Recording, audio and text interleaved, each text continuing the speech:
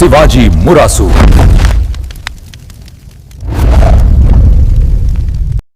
வணக்கம் சிவாஜி முரசு நேயர்களே.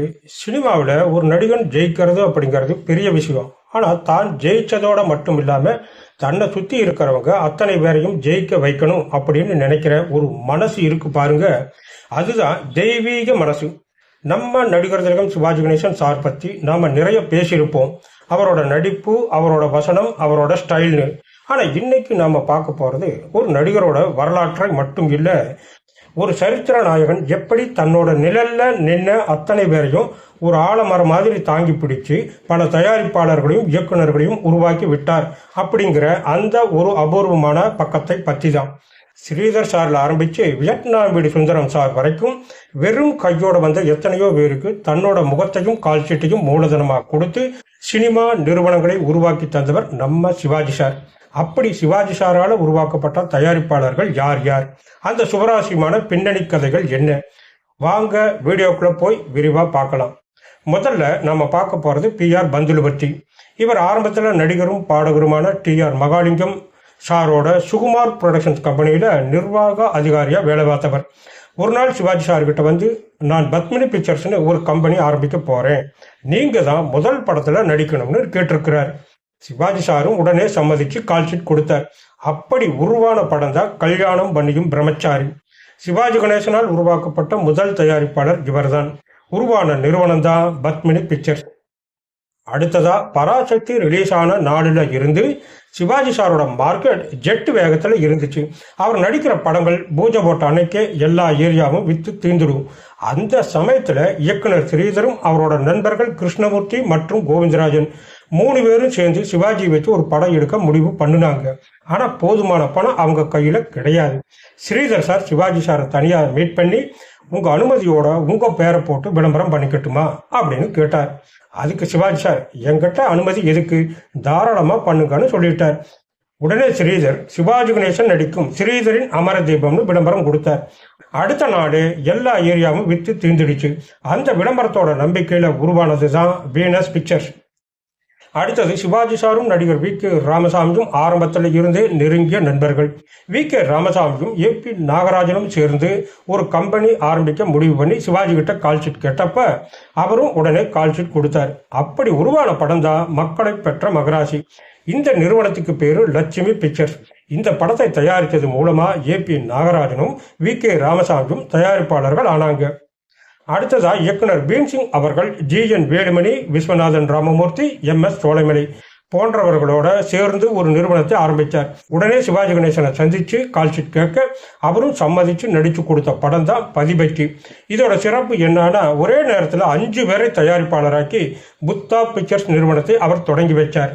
அடுத்ததா பதிபக்தி படத்தோட இறுதி காட்சியில சிவாஜியும் ஜெமினியும் துப்பாக்கியில சுட்டு சண்டை போடுவாங்க. அப்ப சிவாஜி சார் சுட்ட ஒரு போடிக்குண்டு தவறுதலா தயாரிப்பாளர் வேலுமணி மேல பட்டு காயத்தை உண்டாக்கியிருக்கு. இதனால மனசு வருத்தப்பட்ட சிவாஜி சார் வேலுமணிக்காகவே பாகப்பிரிவினை மற்றும் பாடும் படமும் போன்ற பிரம்மாண்டமான படங்களை நடிச்சு கொடுத்து அவரை தனியா ஒரு பெரிய தயாரிப்பாளர் ஆக்குனார். அந்த படங்களை உருவாக்குன கம்பெனி தான் சரவணா பிலிம்ஸ். அடுத்ததா மோகன் நாட்ஸ் உரிமையாளர் மோகன் மற்றும் நடிகர் MR சந்தானம். சிவாஜி நடித்த வணங்காமுடி படத்துக்கு 80 அடியில கட்டோட்டு வச்சு இந்திய திரை உலகையை திரும்பி பார்க்க வச்சவர் இந்த மோகன். தன்னோட நண்பர்கள் மோகனையும் சந்தானத்தையும் தயாரிப்பாளர் ஆக்கணும்னு சிவாஜி சார் நடிச்சு கொடுத்த படம் தான் பாசமலர். இதனால உருவான நிறுவனம் தான் ராஜாமணி பிக்சர்ஸ். அடுத்ததா சிவாஜி சாருக்கு பல வருஷங்கள உடை அலங்கார நிபுணராக இருந்த P ராமகிருஷ்ணனுக்காக கால்ஷீட் கொடுத்து அவரை தயாரிப்பாளராக்கி நடித்த படம் படித்தால் மட்டும் போதுமா. உருவான நிறுவனம் ரங்கநாதன் பிக்சர்ஸ். சிவாஜி சார் சின்ன வயசுல வீட்டை விட்டு ஓடி வந்து நாடக கம்பெனியில சேர்ந்தப்போ அவரோட அம்மாவுக்கு பால் வியாபாரத்துல கூட இருந்து உதவி செஞ்சவர் பெரியண்ணா. அவருக்கு ஒரு கைமாறு செய்யணும்னு பந்தபாசம் படத்துல நடிச்சு அவரை தயாரிப்பாளர் ஆக்குனார். தெய்வ மகன் படத்தோட தயாரிப்பாளர் இவர்தான் அப்படிங்கிறது குறிப்பிடத்தக்கது. அப்ப உருவான நிறுவனம் தான் சாந்தி பிலிம்ஸ். இயக்குனர் AP நாகராஜன் ஒரு கட்டத்துல நஷ்டமடைஞ்சு கஷ்டத்துல இருந்தப்போ அவருக்கு உதவ சிவாஜி சார் நடிச்சு கொடுத்த படம் தான் நவராத்திரி. இதன் மூலமா AP நாகராஜன் தனியா தயாரிப்பாளராகி விஜயலட்சுமி பிக்சர்ஸ் பேனர் உருவானது. அடுத்ததா ஒரு மாபெரும் இயக்குனரை செதுக்கிய கதையை பார்க்கலாம். அவர்தான் வியட்நாம் வீடு சுந்தரம். ஒரு நாள் அவர் சிவாஜி சார் கிட்ட வந்து, சார் என்கிட்ட கௌரவம்னு ஒரு கதை இருக்கு, திரைக்கதையெல்லாம் பக்காவா ரெடி பண்ணிட்டேன். அதை உங்ககிட்ட சொல்றதுக்கு எனக்கு ஒரு நாள் ஒதுக்கி தர முடியுமான்னு ரொம்ப பணிவா கேட்டேன். சிவாஜி சாரும் சரிப்பா அப்படின்னு சொல்லி சுந்தரத்துக்கிட்ட கதை சொல்றதுக்காகவே ஒரு நாளை ஒதுக்கி தந்தார். அன்னைக்கு சுந்தரம் அந்த கதையையும் ஒவ்வொரு காட்சியையும் அப்படியே கண்ணு முன்னால கொண்டு வர்ற மாதிரி அவ்வளவு நேர்த்தியா முழு கவனத்தோட சொன்னார். எல்லாத்தையும் பொறுமையா கேட்டு முடிச்ச சிவாஜி சுந்தரத்தை பார்த்து ஒரு கேள்வி கேட்டார்.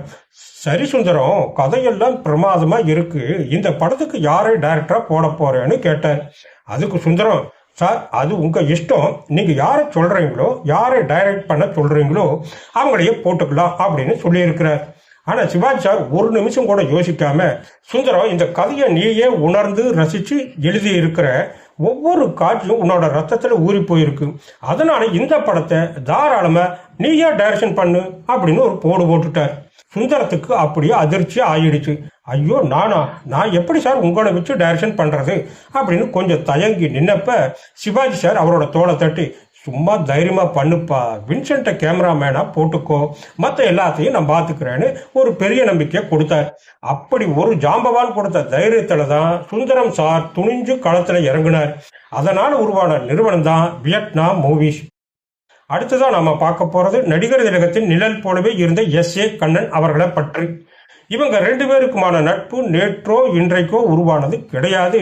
சிவாஜி கணேசன் அவர்கள் நாடக உலகத்திலே பயணத்தை தொடங்கின காலத்துல இருந்தே S.A. கண்ணன் அவரோட பயணிச்சவர்.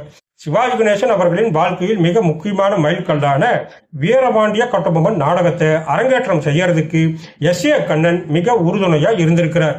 அது மட்டும் இல்லாம சிவாஜி கணேசன் நடிச்ச எண்ணற்ற படங்களை அவரோடவே சேர்த்து நடிச்சிருக்கார். இப்படி நாடக உலகத்திலையும் சினிமா உலகத்திலையும் S.A. கண்ணன் பெற்ற அந்த அபாரமான அனுபவத்தை கௌரவம் செய்யணும் அப்படின்னு சிவாஜி கணேசன் முடிவு பண்ணினார். அதனாலேயே அவரை ஒரு இயக்குனராக்கி அழகு பார்த்தார். S.A. கண்ணன் முதலா இயக்கிய அந்த படத்தோட பேரு தான் சத்தியம். இந்த திரைப்படத்தின் மூலமா உருவான தயாரிப்பு நிறுவனம் தான் ஸ்ரீ சண்முகமணி பிலிம்ஸ். மேஜர் சுந்தரராஜனுக்காக கல்தூன் படத்துல நடிச்சு கொடுத்தார். அதே போல S.V. சுப்பையா தயாரிச்ச காவல் தெய்வம் படத்துல சிவாஜி சாமுண்டி படத்துல நடிச்சார். அந்த படத்தை போட்டு பார்த்தப்ப நான் நிக்கிறதே தெரியல, ஜெயிலரா நடிச்ச சுப்பையா தான் பிரமாதமா நடிச்சிருக்காரு மனதார பாராட்டினார் நம்ம நடிகர் திலகம். இப்படி காவல் தெய்வம் படத்து மூலமா S.V. சுப்பையாவுக்கும் ஒரு வாழ்வு கொடுத்தவர் நம்ம நடிகர் திலகம். என்ன நண்பர்களே, இதையெல்லாம் கேட்கறப்ப எப்படி இருக்கு? இன்னைக்கு இருக்கிற சினிமா உலகத்துல ஒரு பெரிய ஹீரோவோட கால்ஷீட் கிடைக்கிறது அப்படிங்கிறது ஒரு தயாரிப்பாளருக்கு குதிரை கொம்பா இருக்கு. ஆனா அந்த காலத்துல சிவாஜி சார் எப்படி இருந்திருக்காரு பாருங்க. தனக்கு தையல் தச்சவருக்காக ஒரு படம், தன்னோட அம்மாவுக்கு ஒத்தாசையா இருந்தவருக்கு ஒரு படம், செட்டுல காயம் பட்ட தயாரிப்பாளருக்காக ஒரு படம்னு மனுஷன் வாழ்ந்துட்டு போயிருக்கிறார். நம்ம ஊர்ல வள்ளல்னா அது கர்ணன்னு சொல்லுவாங்க. ஆனா அந்த கர்ணனாகவே வாழ்ந்து காட்டுனவர் நம்ம நடிகர் திலகம். யோசிச்சு பாருங்க, ஒரு இயக்குனருக்கு படம் ஓடலைன்னா தன்னோட சம்பளத்தை விட்டு கொடுத்து தூக்கி விடுறது, டைரக்ஷன் முன் அனுபவம் தெரியாதவரை தைரியப்படுத்தி டைரக்டர் ஆக்குறது, தன்னை நம்பி வந்த நண்பர்களுக்காக தன்னோட மார்க்கெட்டையே பணையம் வைக்கிறது, இதெல்லாம் வெறும் நடிப்பு இல்லை, இது ஒரு மகா கலைஞனோட பெருந்தன்மை. இன்னைக்கு சினிமா ஒரு பிசினஸா மாறி போச்சு. ஆனா சிவாஜி சாருக்கு சினிமாங்கிறது ஒரு குடும்பம். அந்த தர்மத்தை அவர் கடைசி வரைக்கும் காப்பாத்தினார். அதனாலதான் அவர் நடித்த படங்கள் மட்டும் இல்லை, அவர் உருவாக்கிவிட்ட Padmini pictures, Venus pictures, Saravana பிலிம்ஸ்னு ஒவ்வொரு நிறுவனமும் பெரிய அளவில் வளர்ந்துச்சு. சிவாஜி சார் செதுக்கினது வெறும் சினிமாக்களை மட்டும் கிடையாது, பல மனிதர்களோட வாழ்க்கைய. நண்பர்களே, இந்த தகவல்கள்ல உங்களுக்கு ரொம்ப பிடித்த சம்பவம் எது அப்படிங்கிறத மறக்காம கீழே கமெண்ட் பண்ணுங்க. இந்த வீடியோ பிடிச்சிருந்தா லைக் பண்ணுங்க, ஷேர் பண்ணுங்க. இதே மாதிரி இன்னும் ஒரு மாசான சினிமா தகவலோட உங்களை சந்திக்கிறேன். நன்றி, வணக்கம்.